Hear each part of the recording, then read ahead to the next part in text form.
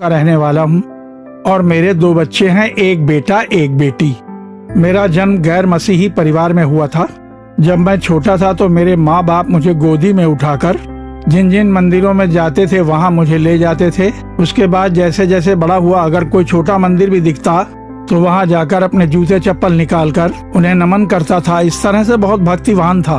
और केवल इतना ही नहीं, जब कॉलेज ज्वाइन करना था तो यहाँ से 150 किलोमीटर की दूरी पर एक बहुत बड़ा मंदिर था जिसे मैं बहुत मानता था। तो वहाँ तिरचंदूर के एक कॉलेज में मैंने ज्वाइन किया और रोजाना शाम को जाकर मंदिर में दर्शन किया करता था। और सिर्फ इतना ही नहीं, तिरुतनी, तिरुवरकाड, तिरुरंगन, तिरुपति, मारी मंदिर, ऐसे बहुत से तीर्थ स्थानों पर मैं जाया करता था। और इस तरह से भक्ति मुझमें धीरे धीरे और ज्यादा हो गई। तो जब मैं कॉलेज की पढ़ाई कर रहा था तो वहाँ एक लड़के से मेरी मुलाकात हुई। उसके जरिए मैं आरएसएस से जुड़ा। आरएसएस से जुड़ने के बाद मेरे अंदर और कट्टरता आ गई, धर्म की कट्टरता बहुत बढ़ गई। और फिर उसके बाद रामेश्वरम मंदिर में जाने लगा। केवल इतना ही नहीं, विश्व हिंदू परिषद इस नाम का जो संगठन है उसके साथ भी मैं जुड़ गया और नागरकोइल में मैं संगठन का प्रचारक बन गया। और वहाँ पर जब मैं भाषण देता था तो लोगों के बीच बोलता था कि यहाँ लोगों को क्रिश्चियन बनाया जा रहा है, गरीब लोगों को। इतना ही नहीं, मैंने यहाँ तक भी भाषण में बोला कि मैं किसी क्रिश्चियन लड़की से शादी करके उसका धर्म भी बदलूंगा, ऐसा चैलेंज किया। दरअसल किसी क्रिश्चियन को देखते ही मेरे बदन में आग सी लग जाती थी। बाइबल उठा के फेंक देता था। कोई अगर पर्चे बांटता दिखाई देता था तो मैं जाकर लेता।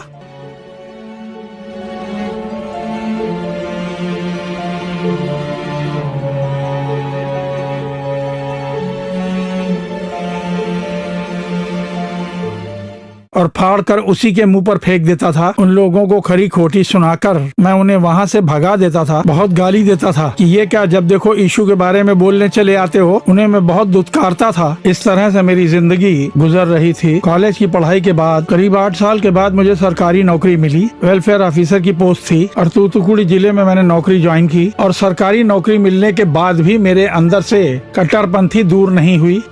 जब भी कोई क्रिश्चियन मेरे पास किसी अनुमति के लिए आते थे तो मैं मना कर देता था। यहाँ तक कि चर्च के पास जो लोग रहते थे उन्हें दंगा करने के लिए उकसाता था। और इस तरह से बहुत सारे कार्य क्रिश्चियन लोगों के मैं अटका दिया करता था। और इसी दौरान नाल मावड़ी में दरार की प्रार्थना सभा करने के लिए मोहन सिंह लाजरस एक भवन बना रहे हैं, मैंने सुना। तब मैंने सोचा कुछ भी करके इस काम में रुकावट डालनी है और मैंने पास में ही बदली करवा ली, क्योंकि मैंने उनके काम में रुकावट डालने की ठान ली थी। बस मैं उसके लिए कोई ना कोई कारण ढूंढ रहा था। और कुछ दिनों के बाद ही वहाँ की जांच पड़ताल करने के लिए क्रिश्चियन अधिकारियों के साथ मुझे वहाँ जाने का मौका मिला।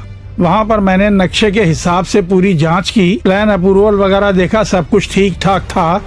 ये क्या, मैं कुछ भी नहीं कर पा रहा हूँ, ऐसा सोचकर मैं जीप के पास खड़ा हो गया। और तभी वहाँ का जो क्रिश्चियन अधिकारी था वो भाई मोहन के पास प्रार्थना करके चला गया। और तभी भाई मोहन सिंह लाजरस जो दूर खड़े थे वो जीप के पास आए और उन्होंने कहा, आओ तुम्हारे लिए भी प्रार्थना करता हूँ, कहकर बुलाया। मैं पहले से ही बहुत गुस्से में खड़ा था। उन्होंने जैसे ही कहा, मैंने कहा मुझे नहीं करवानी, मुझे भी धोखा देना चाहते हो। जो तुम्हारे नाम की माला जपते हैं ऐसे किसी और इंसान को ढूंढो जाके, ऐसा बोल के झाड़ दिया। और भाई मोहन सिंह लाजरस मुस्कुराते हुए वहाँ से चले गए। और मेरे साथ जो अधिकारी गए हुए थे, हम लोग जीप में बैठकर वहाँ से आ गए। और उसके बाद ब्रदर मोहन सिंह लाजरस से कुछ पूछने के लिए मैंने उन्हें अपने ऑफिस बुलाया और वो सुबेरे 10 बजे मेरे ऑफिस आ गए। मैंने उन्हें 3 बजे तक बैठाए रखा क्योंकि मैं अपने मन की भड़ास निकाल रहा था। और वो आकर बाहर बेंच पर बैठे हुए थे। इतना सब होने के बाद भी मेरे मन को शांति नहीं मिली। उसके बाद मैंने सोचा कि खैर अब छोड़ो।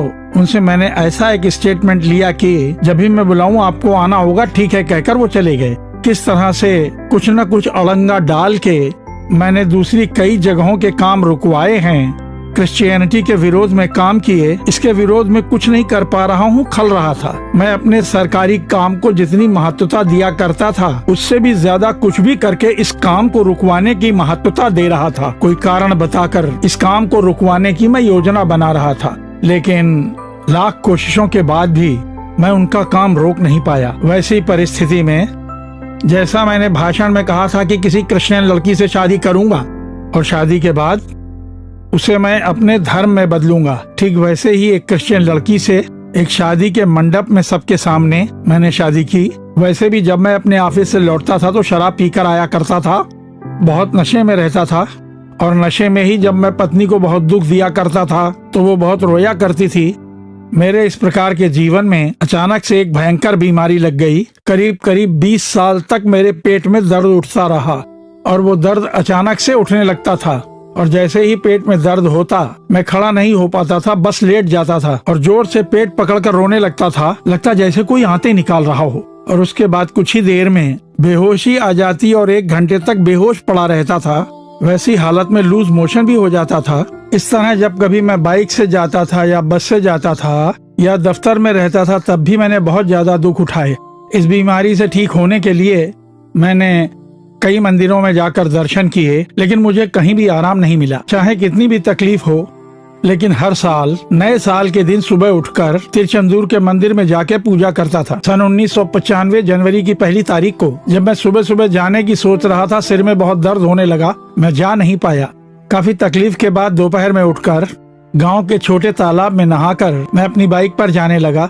तो जब मैं तिरुचेंदूर जा रहा था, उस समय दोपहर का टाइम था और मैं मंदिर के लिए निकला हुआ था, तभी याद आया दोपहर में मंदिर के दरवाजे बंद होंगे। अब ऐसे में क्या करूं? जब मैं सोचने लगा तो मुझे नए साल की जो सभा होती है वो याद आई। तो सोचा देखता हूं लोग गवाही कैसे देते हैं, गवाही देने वाले पैसे लेकर गवाही देते होंगे। सोचकर मैंने भी रेट लगाया और सभा खत्म होने के बाद में जाऊंगा। ऐसा सोचकर मैंने अपनी बाइक को वापस घुमाया और सीधा नाल मावड़ी की सभा में गया। वहाँ एक आम के बगीचे में भारी सभा हो रही थी जिसमें लगभग 40,000 लोग होंगे।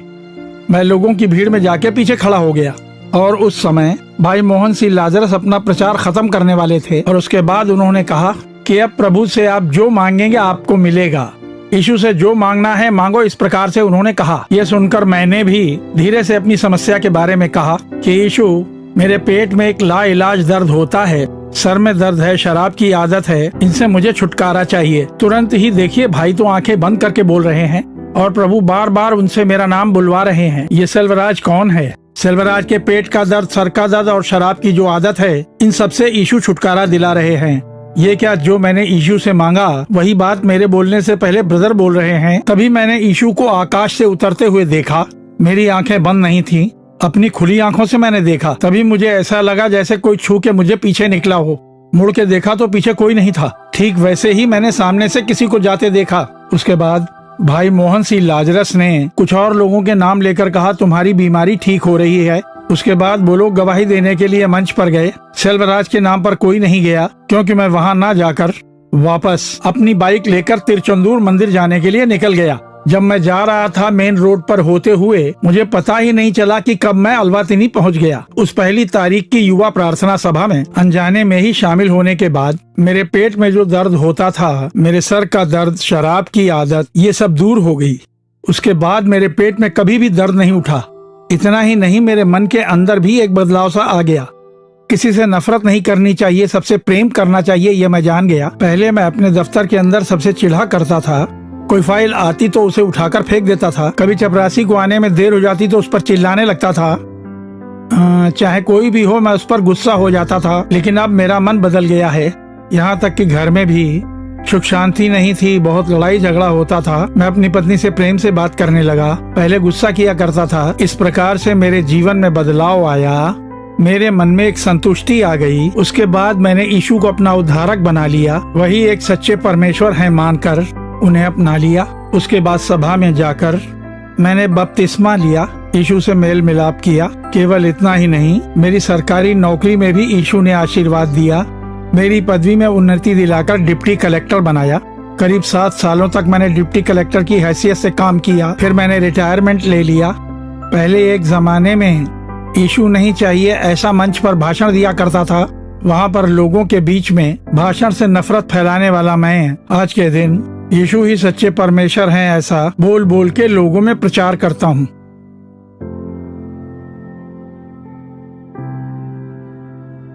कभी मैं आरएसएस विश्व हिंदू परिषद जैसे संगठनों से जुड़ा था। यीशु नहीं चाहिए ऐसा बोलने वाले मुझको यीशु खोजते हुए आए और मेरे लिए चमत्कार किया। मुझे सुख शांति प्रदान करने वाले परमेश्वर को करोड़ों करोड़ धन्यवाद।